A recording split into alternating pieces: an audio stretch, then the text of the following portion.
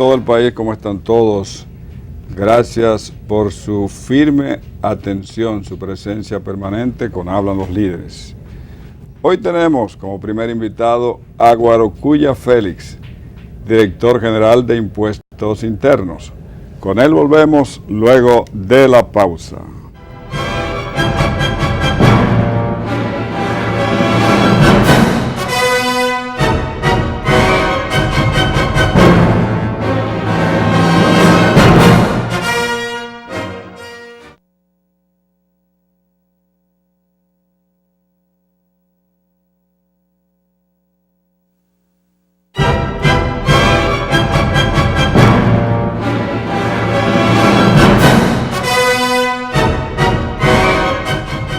Guarocuya, mi distinguido amigo, ¿cómo está? Bien, tú sabes que me alegra mucho verte y sobre todo me hacía mucha ilusión hacer un programa contigo.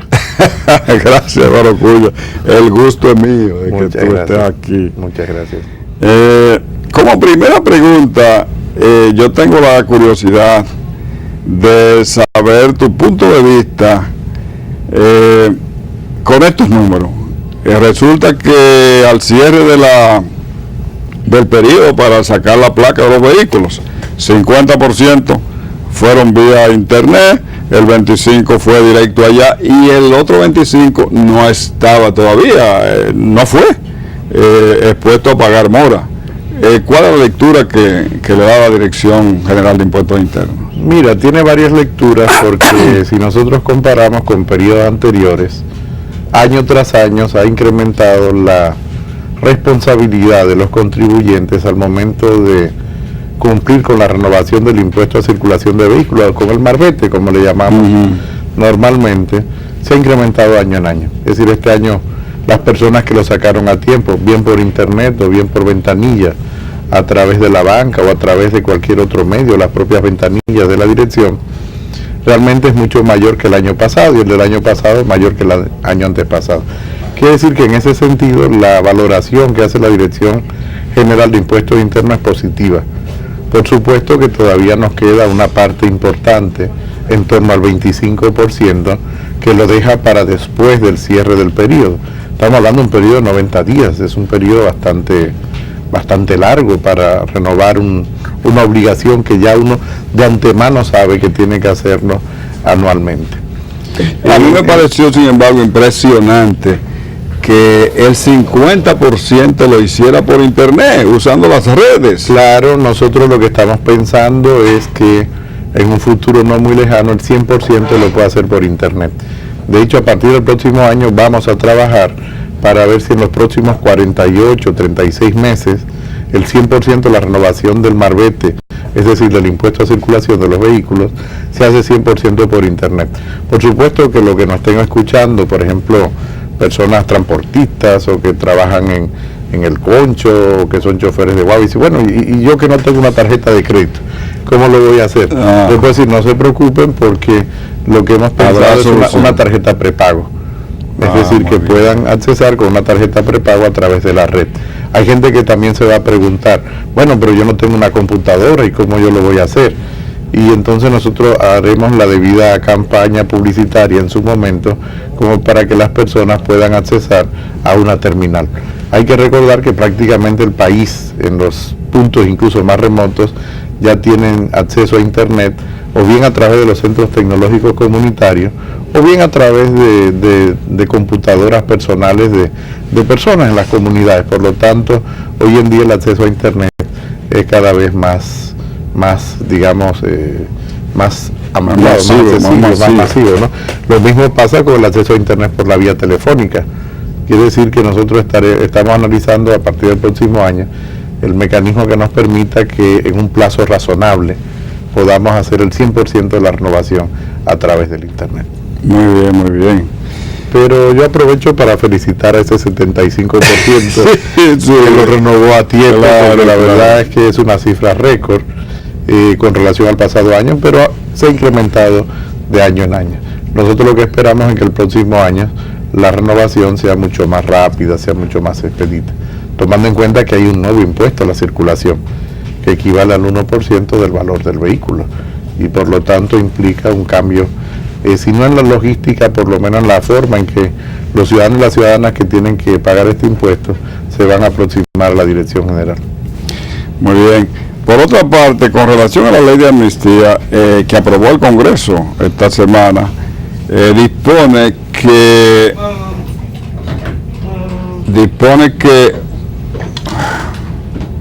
oye, tienen que empezar de nuevo.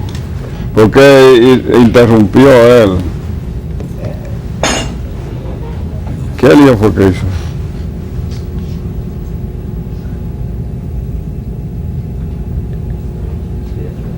¿Tiene problema? Pues cierren ahí, que no entre. Diga, explíquenle que... ¿Qué le explique? Que le expliquen. No lo sabe. Ok. Tranquilo, paciencia, estas cosas pasan. Eso pasa hasta en Nueva York. Seguro que pasa hasta en Nueva York. Nueva York no puede pasar.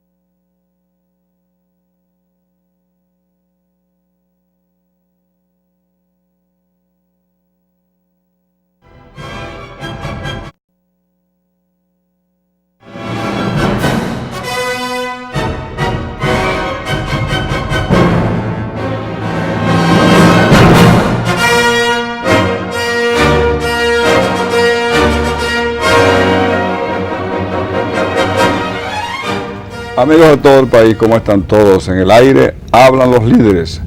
Una audición con entrevistas y comentarios de actualidad. Ante todo, gracias, nuestra gratitud por permanecer ahí con Hablan los Líderes. Hoy traemos como invitado especial al director general de Impuestos Internos, Guarocuya Félix. Con él hablaremos luego de la pausa.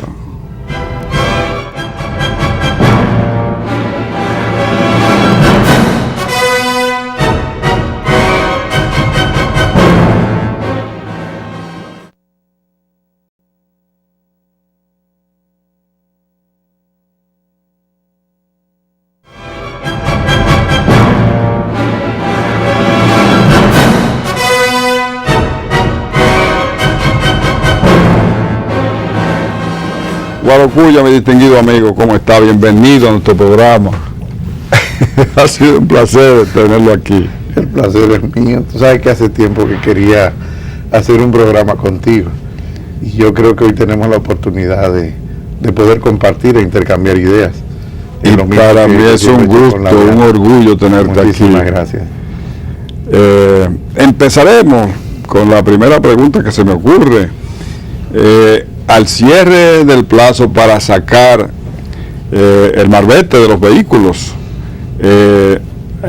yo observé una numeración, un 50% lo hizo por las líneas, por internet, un 25% fue directamente allá a las casetas y hay un 25% que no lo hizo en el tiempo adecuado, arriesgándose a las moras.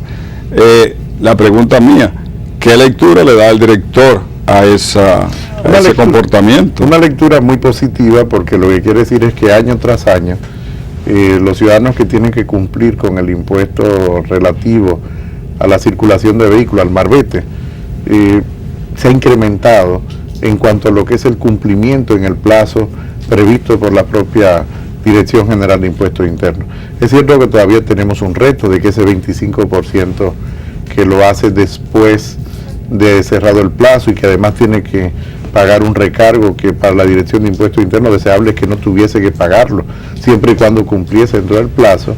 La lectura es positiva porque se ha incrementado la cantidad de ciudadanos y de ciudadanas que lo hacen en tiempo, ¿no? Sobre todo utilizando las nuevas tecnologías de información, en este caso como es el Internet, porque además las personas que lo hacen por Internet, déjame decirte que se le lleva a su casa, se le lleva a la oficina o al punto donde la persona disponga sin ningún tipo en 2 días, sin ningún tipo de costo adicional. Lo que nosotros tenemos previsto es para el próximo año estudiar la posibilidad de que el 100% de la renovación del impuesto de circulación de vehículos, es decir, el marbete, pueda hacerse a través de Internet en un plazo razonable. Estamos hablando de 24, 36 meses. Te decía que en este sentido nosotros estamos tomando todas las previsiones, porque hay personas que no tienen tarjeta de crédito o personas que no tienen acceso al Internet. Estamos pensando en una tarjeta prepago para que puedan utilizarla como si fuese una tarjeta de crédito. Y además el tema del acceso a Internet, todos sabemos que a nivel nacional, prácticamente en todos los rincones del país, ya hay centros tecnológicos donde se tiene acceso, en algunos casos de forma gratuita, al Internet. Por lo tanto, prácticamente el país tiene la cobertura suficiente como para permitir que el 100% de los contribuyentes pueda hacerlo a través de Internet. Y esperamos que eso pueda ser en un tiempo razonable. Muy bien, muy bien. La segunda pregunta mía se refiere a la ley de amnistía. La ley de amnistía fiscal que se pasó esta semana al Congreso dispone que en un plazo determinado la Dirección General de Impuestos Internos diseñe una especie de ley que castigue, que supervise a los evasores y los castigue severamente. Eso hace suponer que esta será la última amnistía fiscal que el país... Bueno, nosotros esperamos porque... esperamos que sea la última, pero el futuro no lo podemos predecir.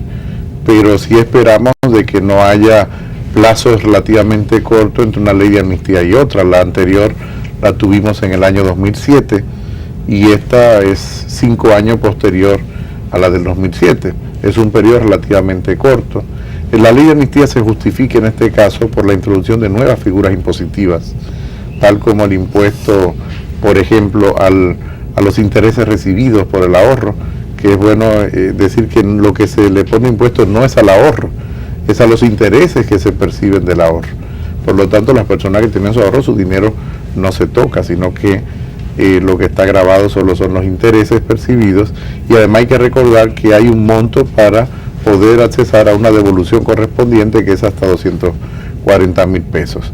En la ley de amnistía me gustaría decir que no es una ley gratis, en el sentido de que se piensa que es que me van a eliminar todas las cuentas que tengo con la administración tributaria y por lo tanto comienzo desde cero. No, el que tiene compromisos con la administración tributaria, por ejemplo por ITEVIS no reportado, por no pago del impuesto sobre la renta, tiene que cubrir el capital que debe a la administración. La diferencia es que va a tener que, si se acoge a la ley de amnistía, se le van a exonerar lo que son los recargos, las moras, etcétera, ¿no? Y además tendría que pagar un 0.30 por encima de la tasa efectiva de tributación. Esto es muy importante para que se sepa que la ley no es exactamente gratis para todo el mundo, sino que establece una penalización, pero aún así generando los incentivos para que las personas, tanto físicas como jurídicas, es decir, las personas normales, común y corriente, como las empresas, puedan ponerse al día con la administración. Tal como tú preguntabas, el Congreso previó un artículo que nos obliga a volver en 6 meses luego de publicada la ley al Congreso con una propuesta legislativa que permita facilitar el endurecimiento por un lado de la pena frente a la infracción tributaria, pero al mismo tiempo facilitar la propia administración de justicia cuando implica sanciones. Entonces, en 6 meses tendremos que estar de nuevo en el Congreso. Muy bien, no va a decir importante porque la mora y los recargos suelen ser muchas veces superiores a la cantidad básica de pago. Así es.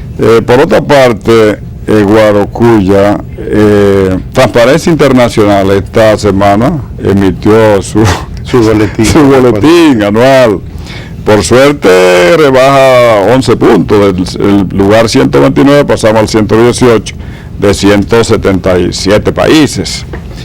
Pero seguimos estando en el mapa. Sí, estamos por encima de la media. Anaranjado, no rojo, anaranjado, por encima de la media. Y Transparencia Internacional dice que la corrupción es una especie de impuesto sucio. ¿Y lo es? Y lo es. La pregunta mía, ¿contribuirá el departamento que usted dirige, la dirección suya, Dirección General de Impuestos Internos, a que esto reduzca en función de que usted fiscaliza mayormente el sector privado, que tiene una incidencia muy importante en la corrupción o no corrupción del gobierno?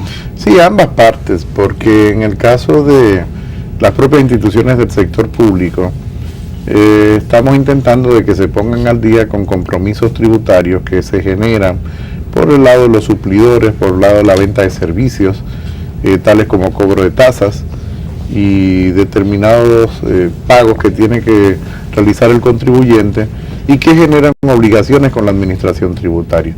Esto es por lo que concierne al sector público. Con el sector privado estamos hablando de una política de cero tolerancia, tanto a la evasión como a lo que es el fraude fiscal, al que permanentemente tiene que estar intentando evitar la administración tributaria. Cuando digo la administración tributaria, hablo también de la Dirección General de Aduanas, porque el fraude fiscal o el fraude tributario no se comete solo en la Dirección General de Impuestos Internos, sino que se comete en todo lo que es la administración tributaria. De hecho, ya hemos dado paso concreto en ese sentido. Estamos trabajando un protocolo entre la Dirección General de Aduanas y la Dirección General de Impuestos Internos que nos permita una actuación conjunta para hacer mucho más expedito toda la parte de supervisión e incluso de sanción dentro de lo que es la administración. En los poco más de 100 días que lleva la actual administración, hemos realizado ya 2 inspecciones coordinadas, con tanto aduanas como impuestos internos, y que nosotros veremos las sanciones correspondientes en las próximas semanas. Guarocuya, a usted le tocó estar en esa posición en el tiempo de la reforma tributaria más controversial que ha tenido la República Dominicana, digamos, donde de paso hasta se quiere meter en la cárcel a los antiguos funcionarios del anterior gobierno por un déficit fiscal. Por eso yo digo que es la más controversial y la más traumática.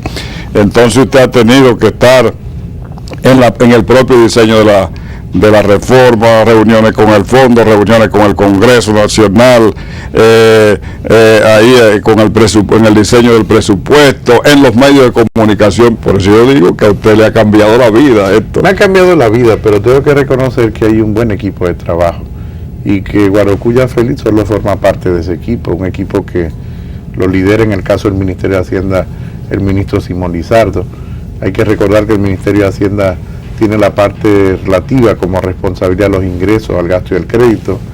Parte de ese equipo es el viceministro de Presupuesto, Patrimonio y Contabilidad Gubernamental, que es Luis Reyes, que ha tenido también una gran responsabilidad, en este caso por la elaboración del presupuesto. Al mismo tiempo ha habido un trabajo muy fuerte, con mucho apoyo de parte del Ministerio de Economía y el ministro Temístocles Montaz y su equipo, en este caso técnico, liderado por Magdalena Lizardo.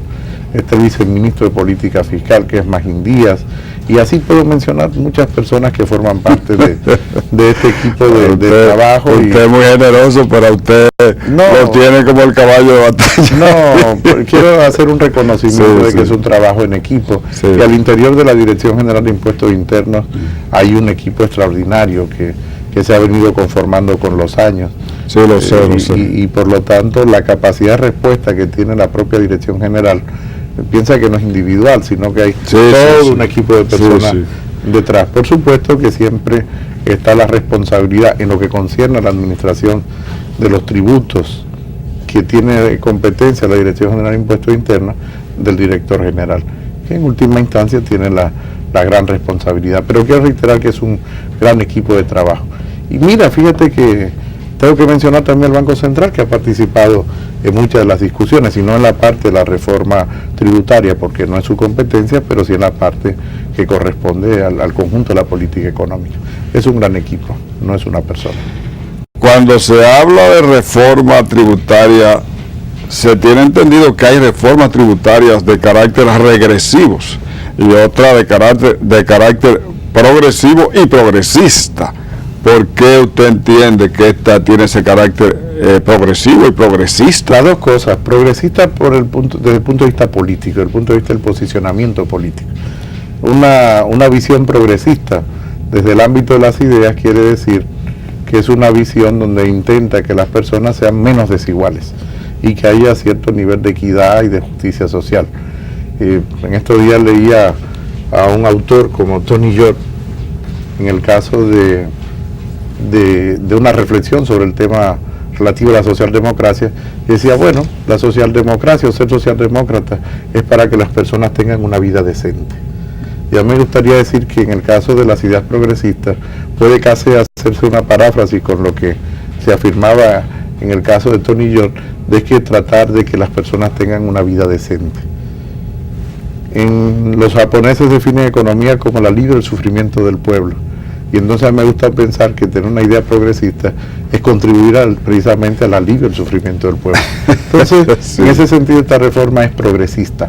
¿Por qué? Porque mejora la fiscalidad, sobre todo desde el punto de vista de que las personas que más tienen que pagar.